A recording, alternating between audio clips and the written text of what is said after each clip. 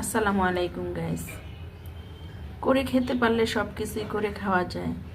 এখানে আমি নিয়ে নিয়েছি কচু, দুধ কচু কুচি করে, স্বাদ মতো লবণ, পরিমাণ মতো হলুদ গুঁড়া, পরিমাণ মতো মরিচ গুঁড়া, পরিমাণ মতো এটা হলো বারবিকিউ মশলা। আপনারা দিতেও পারেন, নাও দিতে পারেন। এখানে আছে আপনার কতটুকু জাল খাবেন, কতটুকু খাবেন না সেই পরিমাণে কাঁচামরিচ কুচি দিয়ে দিলাম, পরিমাণ মতো একটু পেঁয়াজ কুচি এখানে দিয়ে দিলাম, একটু রসুন কুচি,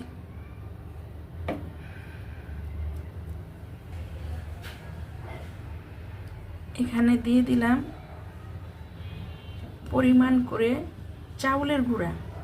আপনারা চাইলে একটু ডাউল বাটা দিতে পারেন। দিয়ে দিলাম এক টুকরো লেবু, কারণ এটা তো কচু, যদি চুলকায় গলাতে, এই জন্য এক টুকরো লেবু দিয়ে দিলাম। আপনারা চাইলে নাও দিতে পারেন।